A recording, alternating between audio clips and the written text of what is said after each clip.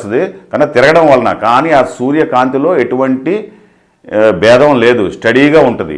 తిరగడం వలన రాత్రి పగలు రావడం జరుగుద్ది, కానీ కాంతిలో భేదం లేదు. అందుకే ఎగ్జాంపుల్గా తెలియజేస్తున్నాను. సూర్యకాంతి ఎలాగైతే స్టడీగా ఉంటుందో అలాగే కాన్షియస్నెస్ అన్నది స్టడీగా ఉంటుంది. కాన్షియస్నెస్ అంటే ఇంకా అనంతం, ఇంకా అది విశ్వం, ఇన్ఫినైట్, ఇంకా మనం ఊహకు కూడా అందదు, అట్లా ఉంటుంది కాన్షియస్నెస్ అన్నది. స్టడీ అనమాట, హెచ్చు తగ్గులు ఇలాగ ఉండవు. సో ఇప్పుడు మనం అవేర్నెస్కి వద్దాం. అవేర్నెస్ అన్నది మన బాడీకి సంబంధించింది, కాన్షియస్నెస్ మన సోల్కి సంబంధించింది. అయితే ఈ అవేర్నెస్లో మాత్రం హెచ్చు తగ్గులు ఉంటాయి.